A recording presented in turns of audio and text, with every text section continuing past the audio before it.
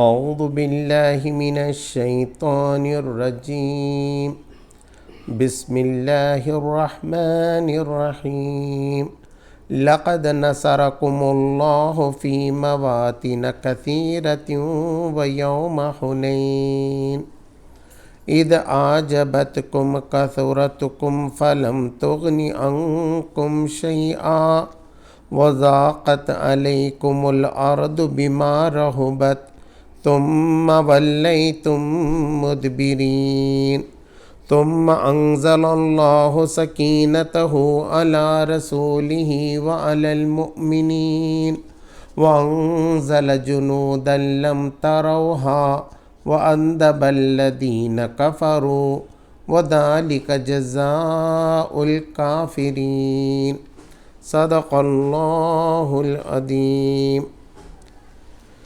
اللہ کے نام سے جو بے انتہا مہربان اور رحم فرمانے والا ہے۔ اللہ اس سے پہلے بہت سے موقع پر تمہاری مدد کر چکا ہے۔ ابھی غزوہ حنین کے روز اس کی دستگیری کی شان تم دیکھ چکے ہو۔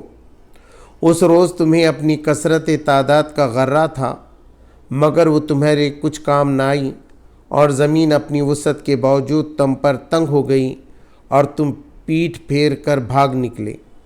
پھر اللہ نے اپنی سکینت اپنے رسول صلی اللہ علیہ وسلم پر اور مومنین پر نازل فرمائی، اور وہ لشکر اتارے جو تم کو نظر نہ آتے تھے، اور منکرین حق کو سزا دی کہ یہی بدلہ ہے ان لوگوں کے لیے جو حق کا انکار کریں۔ پھر تم یہ بھی دیکھ چکے ہو کہ اس طرح سزا دینے کے بعد اللہ جس کو چاہتا ہے توبہ کی توفیق بھی بخش دیتا ہے۔ اللہ درگزر کرنے والا اور رحم فرمانے والا ہے۔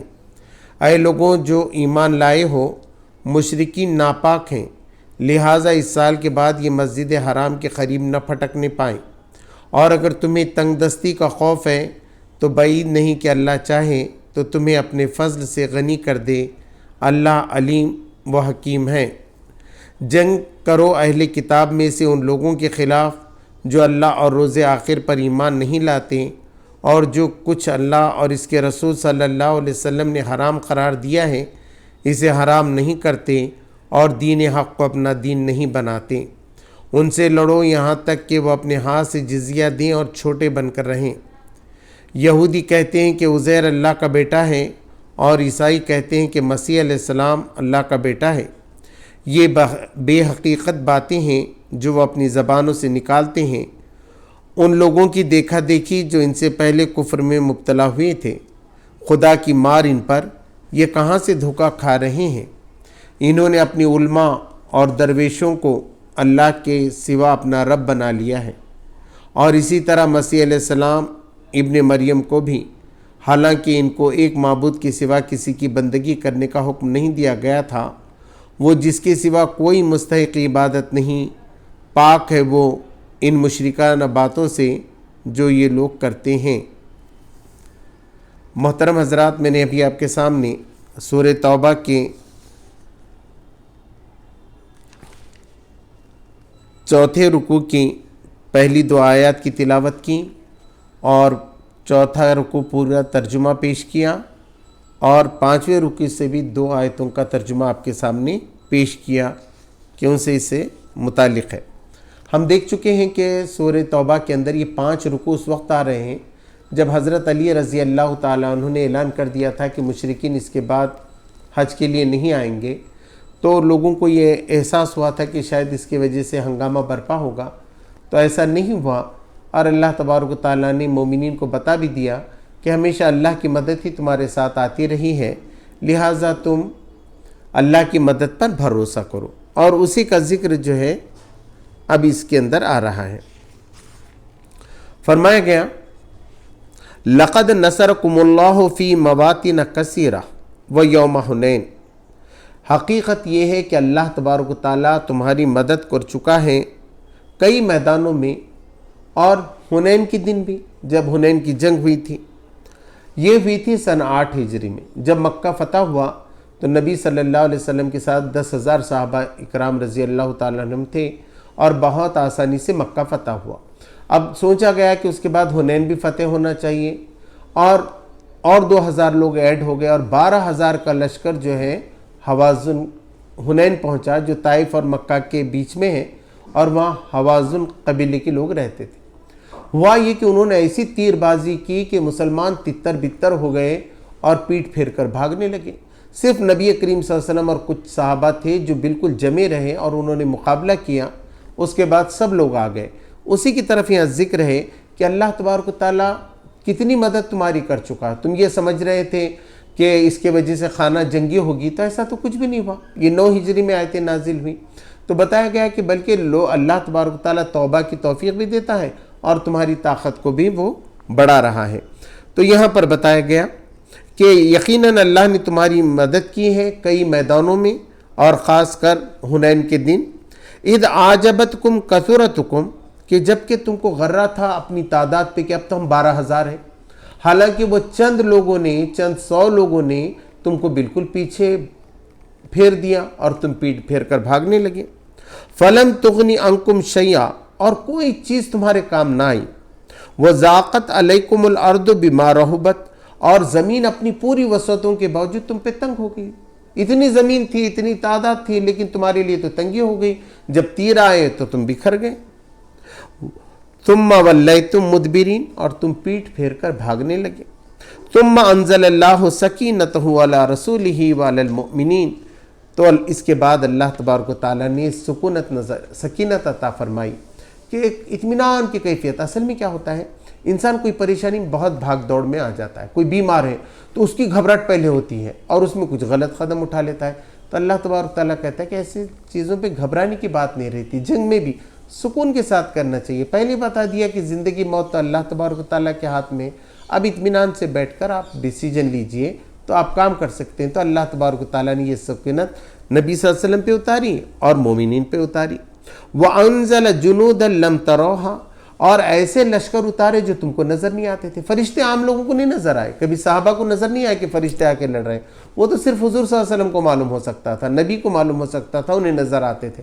لوگوں کو یہ احساس ہوتا تھا کہ ہم تو نشانے پہ نہیں لگا رہے لیکن نشانہ ہو رہا ہے، تو آج بھی فرشتے نازل ہوتے ہیں۔ اللہ تبارک تعالیٰ نے کہا ان الذین قالوا ربنا اللہ ثم استقاموا تتنزل علیہم الملائکہ، جن لوگوں نے کہا کہ اللہ ہمارا رب ہے، اس پہ جم گئے تو فرشتے بہت سے کام فرشتے کر کے چلے جاتے، پتہ بھی نہیں چلتا کیونکہ وہ ہم کو نظر نہیں آتے۔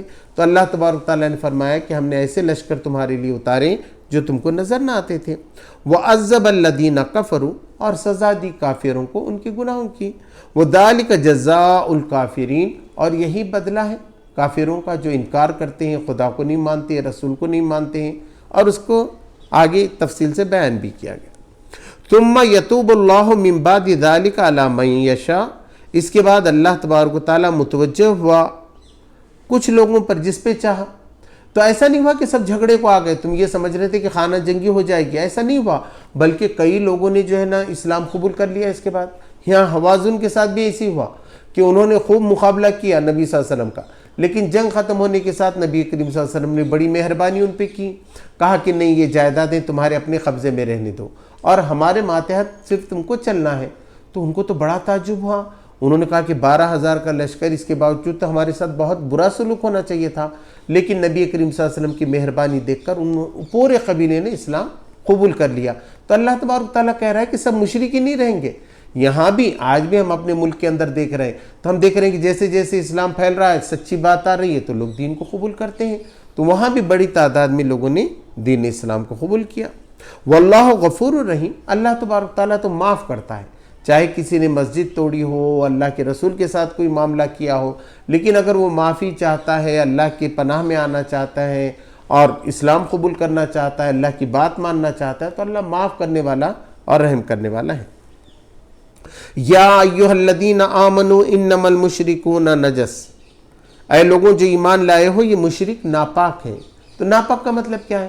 وہ بھی اچھے کپڑے پہنتے ہیں، وہ بھی نہاتے ہیں، بلکہ زیادہ صاف ستھرا رہتے ہیں ہمارے ماحول کے اندر۔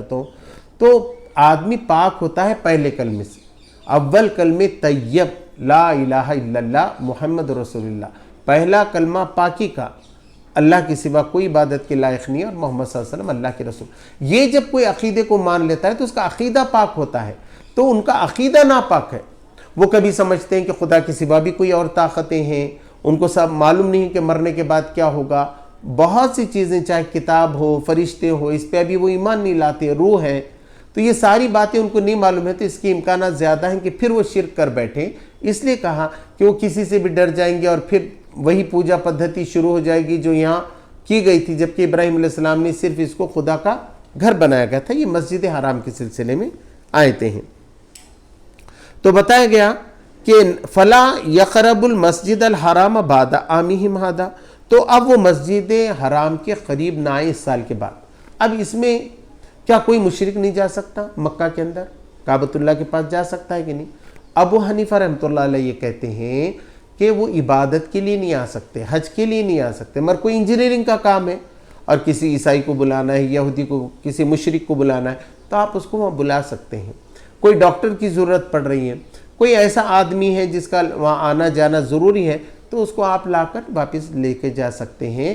تو ایسا حرام نہیں ہے، بلکہ وہاں وہ شرک نہ کرنے لگے، شرکیہ عبادت نہ کرنے لگے، اس لیے ان کو بین کیا گیا۔ وہ ہمیشہ نہیں رہ سکتا، لیکن تھوڑی دیر کے لیے آ کے جا سکتا۔ ابھی ہماری ایک منسٹر گئی تھی مدینہ وغیرہ، تو بھی لوگوں کو بڑی پریشانی ہوئی۔ تو ابو حنیفہ رحمۃ اللہ علیہ یہ کہتے ہیں۔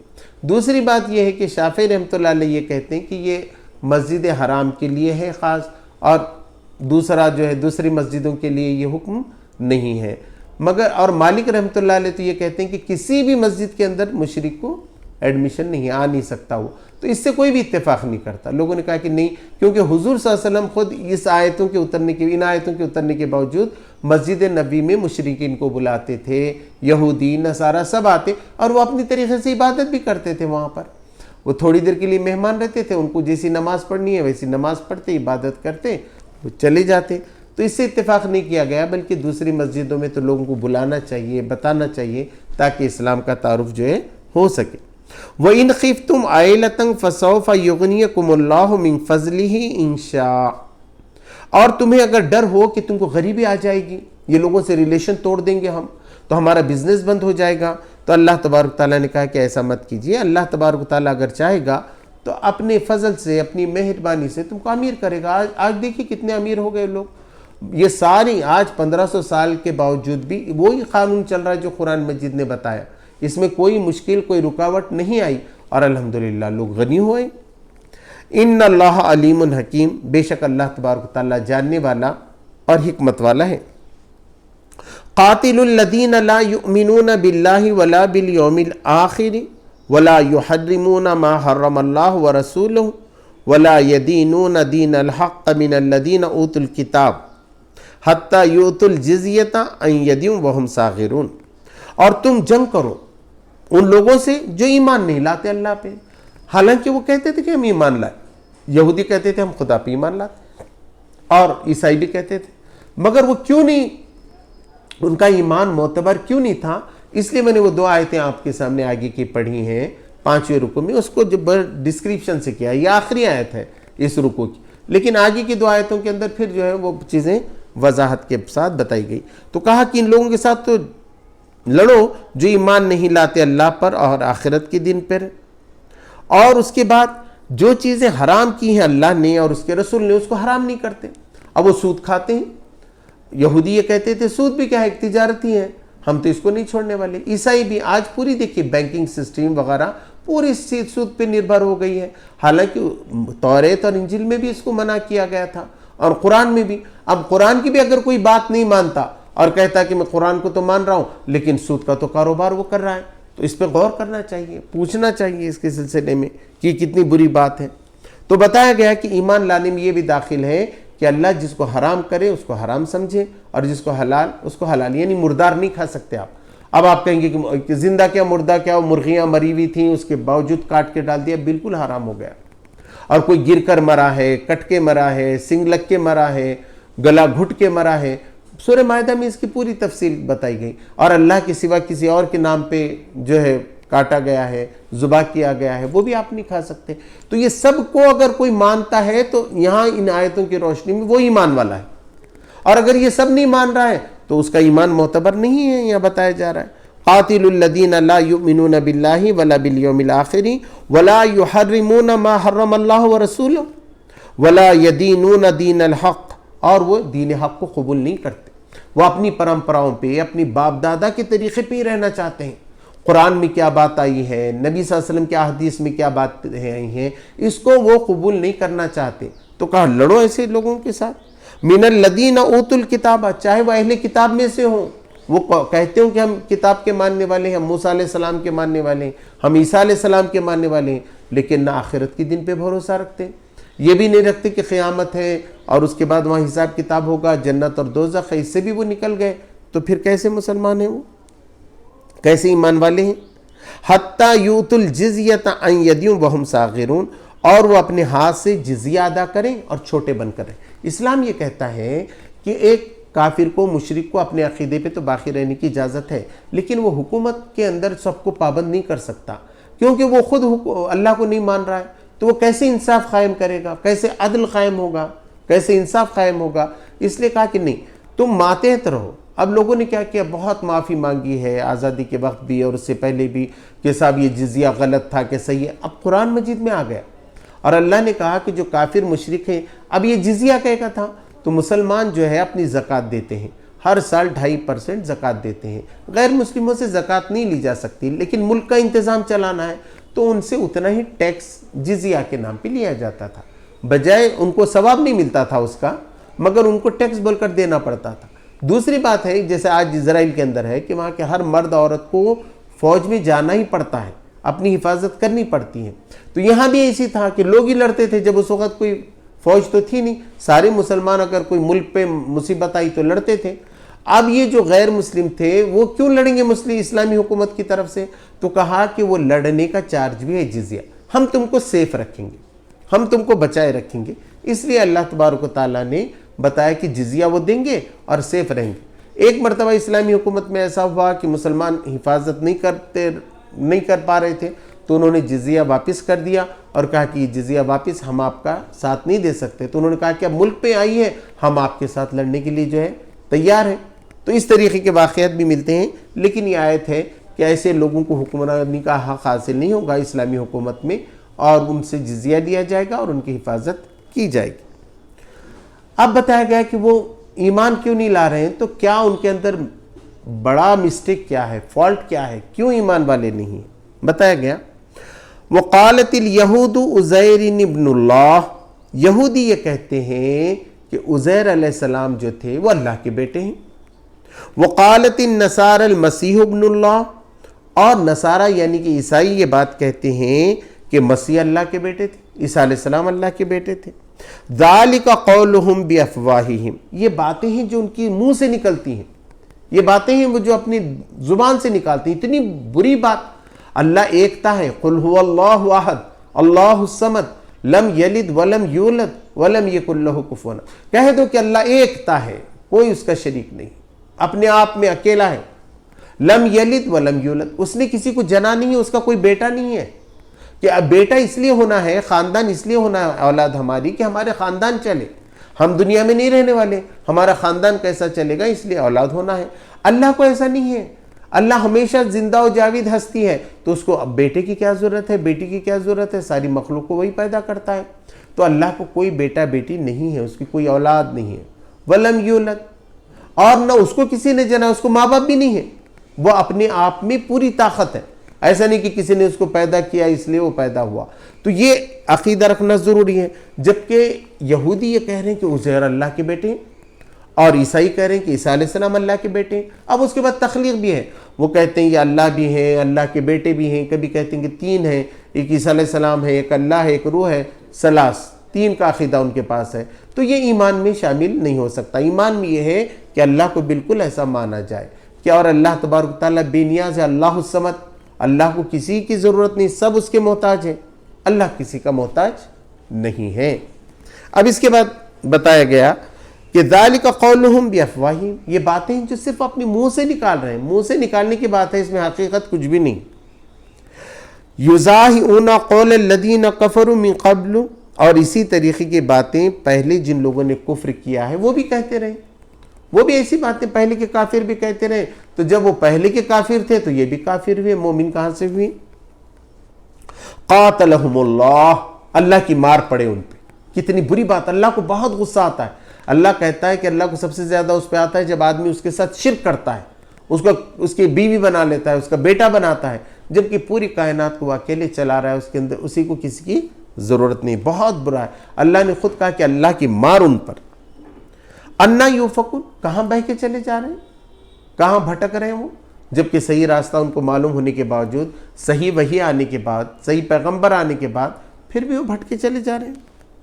اتخذوا احبارهم ورهبانهم اربابا من دون اللہ والمسیح ابن مریم. اس کی وجہ بتائی کہ انہوں نے کیا کر دیا ہے، اپنے علماء کو اور اپنے درویشوں کو جو بھٹکتے رہتے ہیں ادھر ادھر، سب چھوڑ کے، راہب تھے وہ، خدا بنا لیا، رب بنا لیا ہے اللہ کے سوا. اور مسیح علیہ السلام کو بھی، جو مریم کے بیٹے تھے، ان کو بھی بنا دیا. تو یہاں یہ بات ہے کہ اللہ نے جب کتاب نازل کی، اب لوگ کیا کرتے تھے، یہودی اور ان کے جو علماء تھے یہودی کے، وہ توریت کی بات لوگوں کو بتاتے ہی نہیں تھے، اور لوگ توریت نہیں پڑھتے تھے، ان سے کہتے تھے آپ کو نہیں سمجھ میں آ سکتا یہ. تو عوام پوری غافل. اب وہ جا رہی ہے وہ علماء کے پاس، یہودی علماء کے پاس، اور وہ اپنے دل سے بتاتے تھے. اس کی کیا سزا ہے، وہ دل سے بتا دیتے تھے، ایسا کرو معاف ہو جائے گا. یہ سود سے لینا کیا، وہ اپنے دل سے بتاتے تھے، لے لو اللہ معاف کرنے والا ہے. حالانکہ صحیح بات نہیں بتاتے تھے کہ قرآن میں کیا ہے. تو اللہ نے تو کتاب اتاری تھی، یہ نہیں کہا تھا کہ تم صرف علماء کی بات مانو، راہبوں کی بات مانو. آج بھی ایسی ہے، آج بھی کچھ نالائق لوگ ایسے ہیں جو کہتے ہیں کہ صاحب قرآن کا ترجمہ نہیں پڑھنا چاہیے، تفاسیر نہیں پڑھنا چاہیے. تو یہ بہت غلط بات ہے.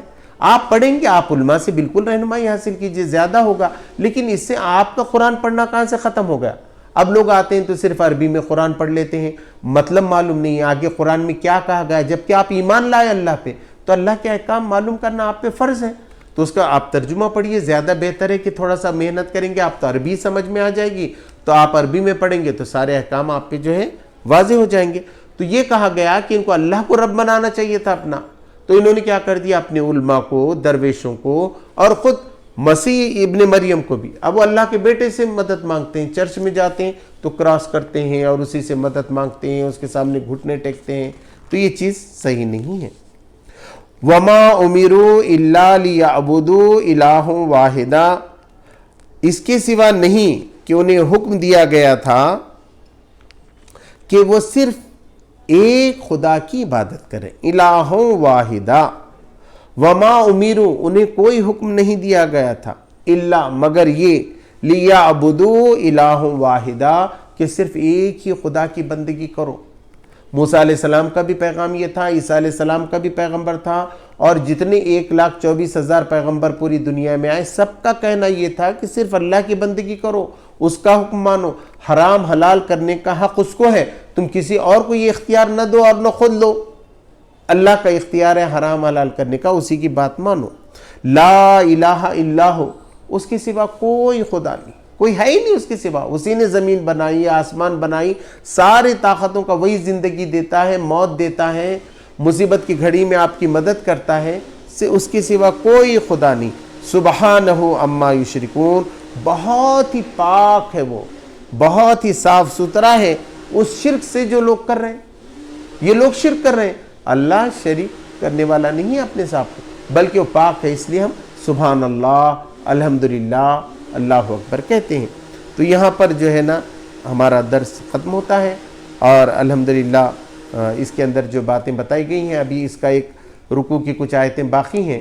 انشاءاللہ زندگی باقی رہی تو اگلے درس میں جو ہے وہ باتیں بھی ہمارے سامنے آئیں گی. اللہ تبارک تعالیٰ سے دعا ہے کہ وہ مجھے آپ کو قرآن کو صحیح معنوں میں پڑھنے، سمجھنے، اس پہ عمل کرنے کی توفیق عطا فرمائے. ربنا آتنا فی الدنیا حسنۃ وفی الآخرۃ حسنۃ وقنا عذاب النار.